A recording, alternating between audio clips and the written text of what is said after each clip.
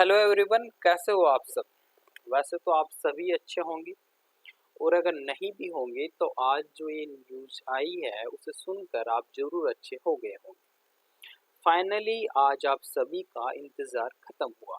आज आखिरकार राजस्थान सरकार ने सीईटी ग्रेजुएशन लेवल का नोटिफिकेशन जारी कर दिया गया है। और उससे भी खुशी की बात यह है कि इस एग्ज़ाम में इस नोटिफिकेशन के साथ यह भी अनाउंस कर दिया गया है कि एग्ज़ाम डेट कब होगी, यानी आपकी एग्ज़ाम कब होने वाली है उसका भी इस नोटिफिकेशन में जिक्र हुआ है।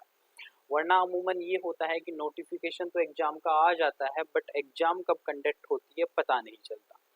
तो इस बार सीईटी में कुछ बड़े बदलाव हुए हैं, जो बदलाव महत्वपूर्ण भी थे। बेसिकली पिछली बार यह था कि सीईटी में उन लोगों को महत्व दिया जा रहा था जो कि टॉप कैंडिडेट थे, बट इस बार मिनिमम एक क्राइटेरिया फिक्स कर दिया गया है कि 40% वाले जितने भी होंगे हम उन सभी को एक पास आउट मानेंगे। चूंकि ये एक पात्रता परीक्षा है इसलिए इसमें 40% का क्राइटेरिया फिक्स कर दिया गया है। तो आज के इस वीडियो में हम जानेंगे कि इस एग्जाम से संबंधित हुई विभिन्न बातें, वो सारी बातें जो आपके लिए महत्वपूर्ण हो जाती हैं। सिलेबस क्या है, आवेदन कब से शुरू होंगे, कब तक चलेंगे, एग्जाम कब है, एग्जाम शुल्क क्या होने वाला है, साथ ही इस एग्जाम के माध्यम से कौन कौन सी जो एग्जाम है उन्हें में आपको पात्रता मिलेगी, आयु सीमा क्या होने वाली है, कौन कौन से पद हैं, एग्जाम का पैटर्न क्या है और आखिर में अंत में बात करेंगे हम इस एग्जाम के सिलेबस के बारे में कि आखिर एग्जाम का सिलेबस क्या होने वाला है। तो चलिए शुरू करते हैं। राजस्थान सरकार ने चूंकि ग्रेजुएशन लेवल का यह पात्रता परीक्षा आयोजित किया जा रहा है, समान पात्रता परीक्षा नियम 2022 में संशोधन किए गए हैं, उसके अनुसार सीईटी स्नातक 2024 का यह नोटिफिकेशन जारी किया गया है। ठीक है, नोटिफिकेशन 6/8/2024 को जारी हुआ है। सेवा का नाम, ये विभिन्न सेवाएं जो है ना वो पद दिए गए हैं, यहाँ पे उन पदों का नाम दिया गया है। ये पद होने वाले हैं जो आपको इस एग्जाम में, इस ग्रेजुएशन लेवल के एग्जाम के माध्यम से, सीईटी के माध्यम से आप इन एग्जामों के लिए पात्र होने वाले हैं। इन एग्जामों पे हम चर्चा करेंगे, उससे पहले हम कुछ महत्वपूर्ण बातों को जान लेते हैं। जैसे कि समान पात्रता परीक्षा, यह एक मात्र पात्रता परीक्षा है, यानी कि इस एग्जाम के माध्यम से आपको डायरेक्ट भर्ती नहीं दी जाएगी। जैसे यूजीसी के लिए आपको असिस्टेंट प्रोफेसर एग्जाम के लिए आपको नेट या फिर सेट क्वालिफायर होना चाहिए, वैसे ही ठीक अगर आपको ये एग्जाम जिनमें पटवारी भर्ती, ग्राम सेवक की भर्ती, छात्रावास, जेलर, पर्यवेक्षक, तहसील राजस्व लेखाकार, अगर आपको इन भर्तियों में अपना सिलेक्शन लेना है तो उसके लिए अनिवार्य है कि आपकी सीईटी पास आउट होनी चाहिए। उसके लिए अनिवार्यता यह है। नौकरी की कोई गारंटी नहीं है, इसमें आपको मिनिमम 40% स्कोर करना होगा। समान पात्रता परीक्षा कम से कम एक बार आयोजित की जाएगी, यानी यह वर्ष में एक बार आयोजित की जाएगी। समान पात्रता परीक्षा का स्कोर परिणाम की दिनांक से एक वर्ष के लिए मान्य होगा, यानी आपकी जो उम्मीदवारी हो इस सीईटी के माध्यम से वह एक वर्ष के लिए वैलिड होगी। ठीक है, हर साल यह एग्जाम कंडक्ट होगी तो एक साल के लिए इसकी वैलिडिटी होगी। प्रयासों की संख्या में कोई भी संबंध नहीं है, मतलब आप कितनी बार दे सकते हैं, इसमें अभी तक ये कोई नहीं है कि आप एक बार दे सकते हैं ना, जब तक आपकी इच्छा हो तब तक दे सकते हैं, बस आपकी एज 40 से ज्यादा नहीं होनी चाहिए। परिणाम दिनांक से एक वर्ष पूर्व यहाँ तक की, यानी जब रिजल्ट आएगा उससे एक साल तक इसकी क्या होगी, वैलिडिटी होने वाली है। ठीक है, आगे चलते हैं। सीटी में न्यूनतम 40% अंक, जी हाँ, मिनिमम आपको 40% अंक चाहिए, यानी कि कुल 300 नंबर का आपका पेपर यह होने वाला है, उनमें से आपको 40 नंबर चाहिए। ठीक है, और 5% अंक स्थलीकरण, यानी जो एस टी एस सी की कैटेगरी है उनको थोड़ा आरक्षण में जो छूट मिलती है तो 5% तक स्थलीकरण, यानी उनको 5% और छूट मिलेगी, यानी उनको 35, एस टी एस सी के लिए 35 क्राइटेरिया है और जो ओबीसी जनरल है उनके लिए 40% है। तो मिनिमम 40% मार्क्स आना अनिवार्य है। ऑनलाइन आवेदन की प्रक्रिया, चूंकि आवेदन ऑनलाइन ही होंगे, वेबसाइट पे होंगे, एसएसओ के माध्यम से भरे जाएंगे। इस बार पुनः आपको ओटीआर करना पड़ेगा, नया रजिस्ट्रेशन करना पड़ेगा। आधार के माध्यम से कर सकते हो आप, जन आधार के माध्यम से केवाई कर सकते हो। आंदोलन में न्यूनतम आपकी पासपोर्ट जो साइज जो फोटो है वो एक महीने की अवधि होनी चाहिए, यानी आपकी फोटो अधिक पुरानी नहीं होनी चाहिए, एक महीने की होनी चाहिए। चूंकि आजकल स्मार्टफोन है, अगर आपको 1 घंटे पहले की भी चाहिए तो भी अवेलेबल हो जाएगी, तो उसमें कोई दिक्कत वाली बात है नहीं। यदि आवेदक आधार कार्ड से उपयोग यानी ओटीआर को आप आधार कार्ड से वन टाइम रजिस्ट्रेशन आधार कार्ड से करते हो तो आपको अन्य किसी सत्यापन की आवश्यकता नहीं है, अन्यथा आप जन आधार कार्ड से भी कर सकते हो। बट आपके आधार कार्ड में आप चेक कर लेना कि आपके नाम, डीओबी और आपके फादर्स नेम और एड्रेस वगैरह सेम हो, क्योंकि वहाँ पे जो आपका आधार कार्ड में नेम होगा सेम वही आपके यहाँ पे नाम होने वाला है, आपके पिताजी का नाम भी वही होने वाला है। तो आप एक बार आधार कार्ड अपडेट करवा लेना, अगर अपडेट नहीं हो तो उसे आप एक बार अपडेट जरूर करवा लेना, अन्यथा आप जन आधार के माध्यम से भी अपडेट कर सकते हो। बट जन आधार के माध्यम के पश्चात भी वह शायद आपको प्रेफर के तौर पे आधार कार्ड अलाउ करेगा, ठीक है। इसके अलावा वहीं इसमें फोटो वगैरह है, आईडी वगैरह, आवेदन कैसे कर सकते हैं, आवेदन में शुल्क क्या लगने वाला है, इसके अलावा ईमेल के माध्यम से होगा और आवेदन में आप जो है वो छूट दी जाएगी, कुछ समय दिया जाएगा, अगर आपको कोई करेक्शन करना है तो वो आप कर सकते हैं।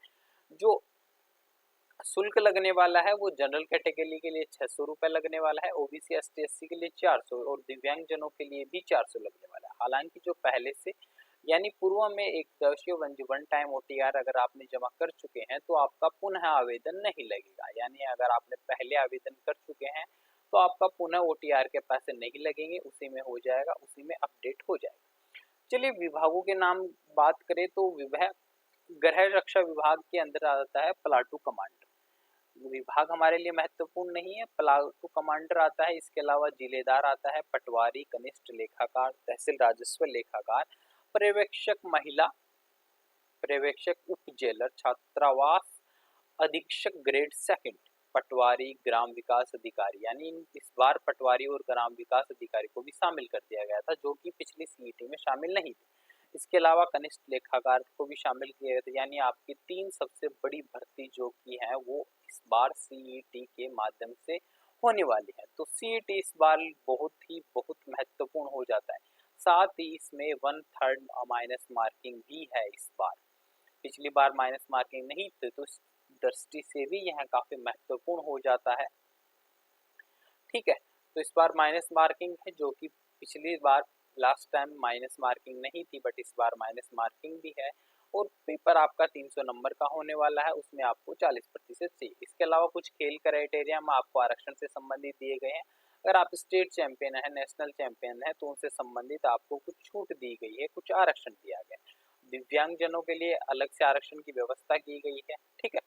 शैक्षणिक योग्यता की अगर बात करें तो आपका ग्रेजुएशन कंप्लीट होना चाहिए, या फिर अगर आप फाइनल ईयर के यानी जो व्यक्ति अंतिम रूप से परीक्षा में उपस्थित हुआ हो या सम्मिलित हुआ हो, यानी कि इस साल या 2025 में आप फाइनल का एग्जाम देने वाले हो, या इस बार 2025 में यानी सेशन 2025-26 में आप फाइनल ईयर का एग्जाम दे रहे हो, तब भी आप यह एग्जाम दे सकते हो, अपेयरिंग से आप लगा सकते हो। बट शर्त है जो आपकी मेन एग्जाम होगी यानी सीईटी एग्जाम के पश्चात आपकी, जैसे अगर पटवारी की आप एग्जाम की दे रहे हो तो अगर पटवार की होगी तो उसकी मेन एग्जाम से पहले आपकी ग्रेजुएशन कंप्लीट हो जानी चाहिए। अगर आप वीडियो की दे रहे हो तो अनिवार्य है कि आपकी ग्रेजुएशन जो है वो वीडियो मेंस एग्जाम से पहले होनी चाहिए, यानी कि पहले सीईटी होगी, फिर इसका रिजल्ट आएगा, 40% वाले पास होंगे, उसके पश्चात आपका मेन एग्जाम लगेगा, ठीक है। मेंस की एग्जाम लगेगी, जैसे आप पटवारी की देना चाहते हो, वीडियो की देना चाहते हो, जिनकी भी आप देना चाहते हो,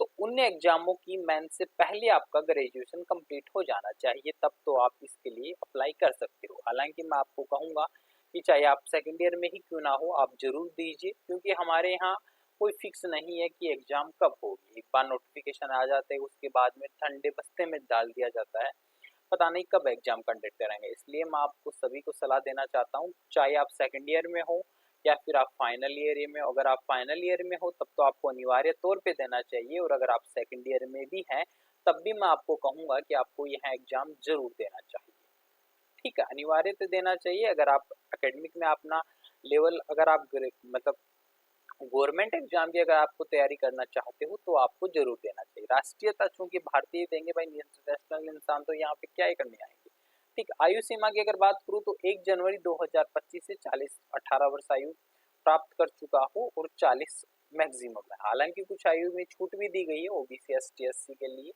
वो अलग से अपना देख लीजिएगा कितने क्या मिलती है। तो मैक्सिमम जो एज है वो 40 होने वाली है, इसके अलावा 18 वर्ष मिनिमम एज जो होने वाली है वो 1 जनवरी 2025 के अकॉर्डिंग होने वाली है। आप देख लीजिएगा कितना क्या फॉलो करते हैं। हालांकि अगर ग्रेजुएशन है तो 18 तो आई होप आप सभी की कंप्लीट हो चुकी होगी, फिर भी अगर नहीं हो तो आप जरूर चेक कीजिएगा, ठीक है। परीक्षा का आयोजन की बात करें, सबसे महत्वपूर्ण है 25/9/2024 से शुरू होगी और 28/9/2024 तक खत्म होगी, ठीक है। यानी कि इस समय अवधि में परीक्षा का आयोजन होगा। 25/9/2024 से लेकर 28/9/2024 तक परीक्षा आपकी होने वाले है, ठीक है।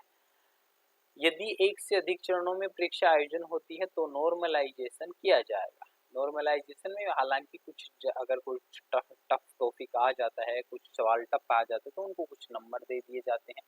नॉर्मलाइजेशन में ही पटवार में बहुत बड़ा गफला हुआ था। पटवारी जो लास्ट ईयर इस बार एग्जाम हुई थी उसमें जो फोर्थ शिफ्ट के बच्चे थे, जिनमें से मेरा नाम भी एक था, उनके साथ बहुत बड़ा नुकसान हुआ था। क्योंकि नॉर्मलाइजेशन में नंबर देने के बजाय हमारे यहाँ से नंबर जो है उन्होंने माइनस कर दिए थे। करीब करीब 14 से 15 नंबर के समथिंग जो है ना वो माइनस किए गए थे इसमें, नॉर्मलाइजेशन के चलते। तो मैं ये कहूँगा कि नॉर्मलाइजेशन जरूरी नहीं है कि आपके साथ न्याय ही हो, अन्याय भी हो सकता है, कुछ भी कर सकते हैं भाई। राजस्थान है प्रधान जी, तो यहाँ कुछ भी हो सकता है। तो नॉर्मलाइजेशन अगर होगा तो पॉजिटिव हो रिजल्ट हो, वो आपकी किस्मत, आपका पेपर निर्धारित करेगा। नियुक्ति योग्यताएं दी गई हैं जो अभी के लिए महत्वपूर्ण नहीं हो जाती। इसके अलावा आवेदन करने हेतु विशेष कुछ निर्देश दिए गए हैं। और अब चलिए हम बात करते हैं इसके सिलेबस पे कि इसका सिलेबस क्या होने वाला है। सिलेबस की अगर हम बात करें कि सिलेबस एग्जाम में क्या मिलने वाला है, तो सिलेबस की अगर वैसे भी बात की जाए तो सिलेबस में देखो छोड़ा कुछ नहीं है इन्होंने। करीब करीब आरएस का जितना, मतलब मैं कहूँगा कि आरएस में भी इतना नहीं पूछता जितना इन्होंने दे दिया गया है, ठीक है। कुछ हालांकि कुछ कोचिंग वाले आपको ये कहेंगे कि भाई आप जो है ना वो नंबर फिक्स कर देते हैं। जैसे भारतीय इतिहास से 5-6 क्वेश्चन पूछे जाएंगे, राजस्थान के इतिहास से 14 से 15 क्वेश्चन पूछे जाएंगे। तो मैं आपको कहूँगा कि इन सब चीज़ों से बचिएगा, क्योंकि राजस्थान वाले जो है ना वो आरएस का भी हाल ही में आपने अगर पेपर देखा हो तो उसने राजस्थान ज्योग्राफी से एक सवाल, दो सवाल पूछे हो, दो भी ऐसे पूछे कि हर कोई कर सकता है। जबकि अगर लास्ट ईयर एग्जाम के आप पेपर उठाओगे तो उसके अनुसार करीब करीब 20 से 25 सवाल का क्राइटेरिया बनता है। तो मैं आपसे कहूंगा कि आप इन सब झमेलों में मत पड़ना। कोचिंग वाले अपने मतलब व्यू के लिए वो आपको कहेंगे कि यहाँ से इतने सवाल आएंगे, यहाँ से इतने सवाल आएंगे, बट राजस्थान है प्रधान, ये यहाँ पे कुछ भी फिक्स नहीं है। यहाँ पे एग्जामिनर जो बना देता है ना वही फिक्स है। क्योंकि वैसे भी नोटिफिकेशन में ऐसा कोई उल्लेख नहीं किया गया है कि आपसे कितने सवाल पूछे जाएंगे। तो इस बात का विशेषकर ध्यान रखिएगा। प्रत्येक सब्जेक्ट पे प्रत्येक सवाल, हर एक सब्जेक्ट में हर एक टॉपिक पर आप बराबर डिमांड रखिएगा। 150 सवाल होने वाले हैं, 300 नंबर के, यानी प्रत्येक सवाल 2 नंबर का होने वाला है आपके। समय 3 घंटा देगा, जो कि मैं कहूँगा बहुत ज्यादा है। और आपको 1 घंटे पहले पहुंचना ही पड़ेगा, शायद इस बार भी हो, पता नहीं, वो बताएगा नोटिफिकेशन आगे। 1/3 माइनस मार्किंग जो कि महत्वपूर्ण हो जाती है काफी उम्मीदवारों को बाहर करने के लिए, ठीक है। तो माइनस नेगेटिव मार्किंग पे ध्यान रखिएगा, ज्यादा से ज्यादा टेस्ट पेपर दीजिएगा ताकि आपको पता हो कि आपकी गलती कहाँ है और आप कहाँ सुधार कर सकते हो। तो मैं आपसे यही कहूंगा, अगर आपको नेगेटिव मार्किंग आपकी बहुत ज्यादा आ रही है तो 2 रीजन है। एक तो ये कि आपकी थ्योरी कंप्लीट नहीं है। अब भाई जब थ्योरी कंप्लीट नहीं होगी तो जाहिर सी बात आप तुक्के लगाओगे, तो तुक्के लगाओगे तो आपका रिजल्ट पॉजिटिव नहीं ही मिलेगा, ठीक है। तो सबसे पहले आपकी थ्योरी कंप्लीट होनी चाहिए, फिर उसके बाद में मैं कहूँगा कि आप जितने ज़्यादा मॉक टेस्ट लगा सकते हो उतने लगाइए, आपका रिजल्ट पॉजिटिव होगा। और 40% है तो 40% मैं कहूँगा हंसते खेलते ले आओगे। क्योंकि इसमें राजस्थान का राष्ट्रीय आंदोलन, विशेष बल के साथ राजस्थान में भारत का इतिहास, राजस्थान का इतिहास, कला, संस्कृति, साहित्य, परंपरा, विरासत, भारत और राजस्थान का भूगोल दिया गया है। मतलब कुछ भी नहीं छोड़ा है। देखो, भारतीय राष्ट्रीय आंदोलन है, विशेष बल के साथ राजस्थान और भारत के इतिहास। अब कुछ लोग है ना बहुत शिकायत करते हैं कि भाई हमें जो है ना वो इतिहास याद नहीं होता। अरे तुम मतलब एग्जाम का आप सिलेबस तो देखो कि एग्जामिनर ने पूछना क्या चाह रहा है। और आप राजस्थान, इसमें लिखा है भारत का, भारतीय राष्ट्रीय आंदोलन, अब आप क्या कहोगे, अच्छा भारत का इतिहास, तो चलो भाई वैदिक टाइम से शुरू करो, सिंधु घाटी सभ्यता से चलना शुरू कर दो भाई। सिंधु घाटी सभ्यता, फिर वैदिक पीरियड, फिर गुप्ता पीरियड, विभिन्न मतलब सल्तनत काल, दिल्ली सल्तनत। अरे इतना पूछा ही नहीं है, इसमें साफ साफ कहा है कि भारतीय इतिहास की महत्वपूर्ण घटनाएं 19वीं और 20वीं शताब्दी के, यानी आपको मॉडर्न इंडिया का याद करना है विशेष। तो धर्म सुधार आंदोलन विशेष है। इसके अलावा भारतीय स्वतंत्रता आंदोलन, और वो भी मैं आपको कहूंगा कि सारा कुछ पूछा जाएगा, वो राजस्थान के संबंधित पूछा जाएगा। राजस्थान का योगदान क्या है, राजस्थान जनजाति किसान आंदोलन, राजस्थान की जनगणना एवं प्रजामंडल, मतलब भारतीय इतिहास से जो कुछ भी आएगा ना, एक तो देखो अगर वो बहुत डेप्थ में गया तो यकीन मानिए सवाल होगा ही नहीं, क्योंकि एक दो सवाल पूछेगा, इससे ज्यादा यहाँ से आने की कम संभावना है। और जो पूछेगा वो राजस्थान से संबंधित, इसलिए आप जो राजस्थान के हैं 19वीं और 20वीं शताब्दी का, उसके अकॉर्डिंग याद कीजिएगा। मोस्टली तो 1857 की क्रांति हो जाती है, इसके अलावा स्वतंत्रता आंदोलन हो जाते हैं। हालांकि राजस्थान में स्वतंत्रता आंदोलन का इतना इफेक्ट रहा नहीं है, तो वो इतना दृष्टि से महत्वपूर्ण नहीं हो जाता। हालांकि राजस्थान का इतिहास और कला संस्कृति साहित्य परंपरा एवं विरासत, तो यहाँ से आपको मैं कहूंगा कि सबसे ज्यादा अगर आपको ध्यान देना चाहिए तो वो आप कला संस्कृति पर दीजिए, क्योंकि बीते 3-4 सालों का अगर एग्जाम का पैटर्न देखे तो कला संस्कृति से सवालों का, अगर पूरा राजस्थान का करीब करीब 80% सवाल जो है ना वो कला संस्कृति से पूछे जाते हैं। तो मैं आपको यही सलाह दूंगा कि आप कला संस्कृति पे सबसे ज्यादा फोकस करें। मेले त्योहार संगीत राजस्थान साहित्य परंपरा विरासत धार्मिक आंदोलन लोक देवता लोक देवियां महत्वपूर्ण स्थल एकीकरण राजस्थान का किले स्मारक कलाएं चित्रकला राजस्थान की जनसंख्या। राजवंशावली पे ज्यादा फोकस मत कीजिएगा, अगर आपकी इतिहास में कमजोर है यहाँ पे टाइम खपाने से अच्छा है कि आप कला संस्कृति के महत्वपूर्ण टॉपिक पर चर्चा कीजिए। इसके अलावा राजस्थान का भूगोल, वर्तमान में भूगोल का जिलों के चक्कर में सब कुछ बदल चुका है। हालांकि एग्जाम के अकॉर्डिंग इतना कुछ नहीं बदला है जितना आप सोचते हैं, बट फिर भी कुछ अगर जिलों के नाम पूछ ले तो थोड़ा वो टफ हो जाता है। तो आप मैप वगैरह से उसे तैयार करेंगे तो आपके हो जाएंगे, ठीक है। भौतिक स्वरूप पठार मरुस्थल जलवायु नदी पहाड़ झीलें अभ्यारण्य फसल है लोह अयस्क है। तो यहाँ से आप एक तो फसल वगैरह याद कर लीजिएगा। इसके अलावा मैगजीन लोहा बॉक्साइट अभ्रक, देखो नाम और दे रखा है लोहा एस मैगजीन बॉक्साइट अभ्रक, इनकी खाने याद कर लीजिएगा। इसके अलावा मिट्टी बहुत महत्वपूर्ण हो जाती है राजस्थान में, क्योंकि मिट्टी से अच्छे अच्छे सवाल बनते हैं, ठीक है।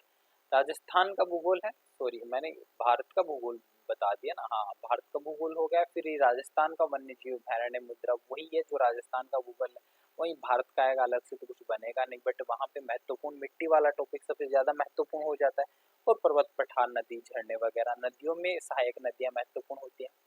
राजस्थान विशेष बल के साथ राज्य व्यवस्था, मतलब राजस्थान की पॉलिटिक्स पूछेगा, इसमें भी क्या है, मतलब जो अगर वो जाएगा तो वो राज्यपाल वगैरह के संबंधित सवाल पूछेगा। मतलब पॉलिटी तो आप कर लोगे, आसान है, ठीक है। भारत की अर्थव्यवस्था इकोनॉमी, इकोनॉमी में आप बजट देख लेगा, मोस्टली सवाल वहीं से बनने की प्रबल संभावना रहती है, ठीक है। इसके अलावा राजस्थान की अर्थव्यवस्था, राजस्थान की अर्थव्यवस्था बजट देख लेना और योजनाएं देख लेना, आपका काम बन जाएगा। विज्ञान और प्रौद्योगिकी वाला चैप्टर महत्वपूर्ण हो जाता है, क्योंकि सूचना प्रौद्योगिकी यानी कि टेक्नोलॉजी से संबंधित सवाल पूछे जाएंगे। विद्युत धारा उष्मा यानी कि अपनी फिजिक्स दे दिया, आहार पोषण तत्व, बायोलॉजी का सवाल है, ठीक है। मतलब बायोलॉजी भी है केमिस्ट्री भी है फिजिक्स भी है, बट ज्यादा कुछ टॉपिक है नहीं, तो आसान है, हो जाएगा। इसके अलावा तार्किक विवेचना यानी मैथ भी दे दी रीजनिंग भी दे दी, मैथ और रीजनिंग के सवाल भी आएंगे, ठीक है।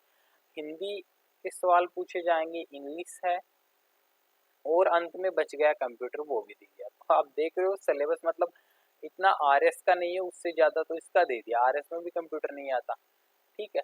रीजनिंग भी दे दिया, मैथ भी आ गई, राजस्थानी की economy India economics geography political, मतलब कुछ भी नहीं छोड़ा एग्जामिनर ने कि भाई हमारा मन जहाँ से करेगा हम 150 क्वेश्चन वहां से उठा के पटक देंगे। और अंत में फिर जो कुछ बच गया, जो कमी कुछ थोड़ी बहुत रह गई थी, उसमें करंट अफेयर और ठोक दिया इसमें।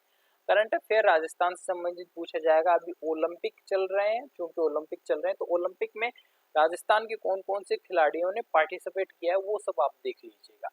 ये मत देखिएगा कि कौन मेडल जीत के आया है, क्योंकि राजस्थान वाले ये नहीं देखते कि हमने मेडल जीता है कि नहीं जीता है। यहाँ सिर्फ इतना ध्यान रखते हैं कि भाई हमारे खिलाड़ी गए थे, हमारे लिए वही मेडल है। जो हमारे ओलंपिक में खिलाड़ी चले गए हमारे लिए क्या है, वही मेडल। तो राजस्थान से आप मोस्टली देख लिया, क्योंकि लास्ट ईयर जब एग्जाम हुई थी ना तो उसमें पूछा गया था कि राजस्थान के कौन कौन से खिलाड़ियों ने भाग लिया था। तो आप वो ध्यान रखिएगा कि ओलंपिक में हमारे कौन कौन से खिलाड़ी गए हैं इस बार, राजस्थान के मोस्टली, और पदक जीतते हैं तो बहुत अच्छी बात है, खुशी की बात है पूरे देश के लिए भी और हमारे लिए भी।